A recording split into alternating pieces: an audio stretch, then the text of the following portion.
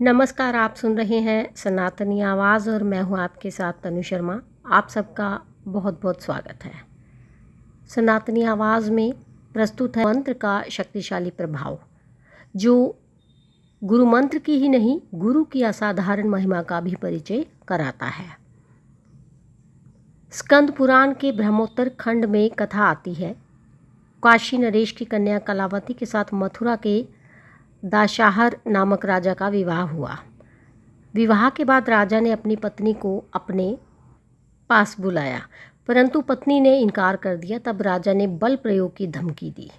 पत्नी ने कहा, स्त्री के साथ संसार व्यवहार करना हो तो बल प्रयोग नहीं, स्नेह प्रयोग करना चाहिए।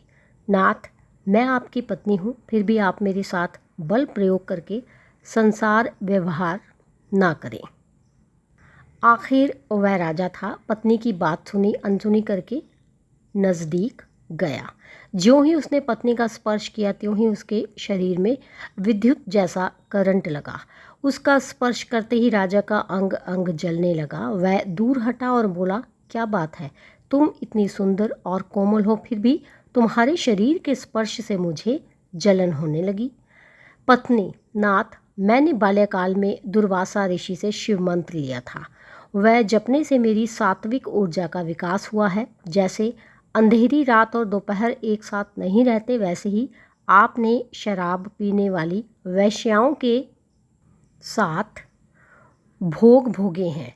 उससे आपके पाप के कण आपके शरीर में, मन में, बुद्धि में अधिक हैं, और मैंने जो जप किया है उसके कारण मेरे शरीर में ओज, तेज, आध्यात्मिक कण अधिक है। इसलिए मैं आपके नज़दीक नहीं आती थी, बल्कि आपसे थोड़ी दूर रहकर आपसे प्रार्थना करती थी। आप बुद्धिमान हैं, बलवान हैं, यशस्वी हैं। धर्म की बात भी आपने सुन रखी है, फिर भी आपने शराब पीने वाली वेश्याओं के साथ और कुलटाओं के साथ भोग भोगे हैं। राजा, तुम्हें इस बात का पता चल गया। रानी, नाथ, हृदय शुद्ध होता है तो ये ख्याल आ जाता है।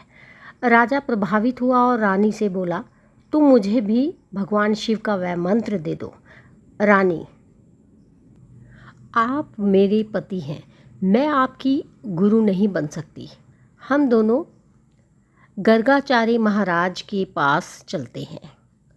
दोनों गर्गाचार्य जी के पास गए और उनसे प्रार्थना की। उन्होंने स्नान आदि से पवित्र हो यमुना तट पर अपने शिव स्वरूप के ध्यान में बैठकर राजा रानी को निगाह से पावन किया।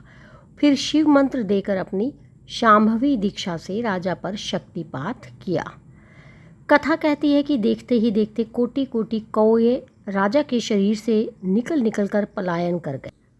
काले कौए अर्थात तुच्छ परमाणु, काले कर्मों के तुच्छ परमाणु करोड़ों की संख्या में सूक्ष्म दृष्टि के दृष्टाओं द्वारा देखे गए हैं। सच्चे संतों के चरणों में बैठकर दीक्षा लेने वाले सभी साधकों को इस प्रकार के लाभ होते ही हैं।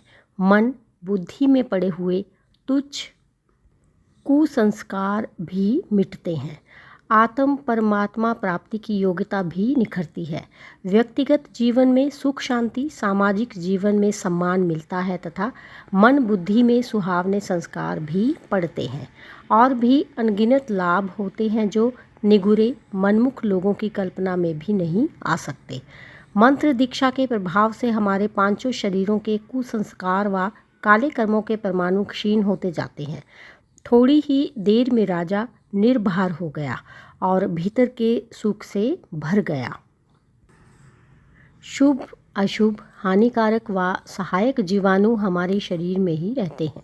पानी का गिलास होंठ पर रखकर वापस लाएं तो उस पर लाखों जीवाणु पाए जाते हैं।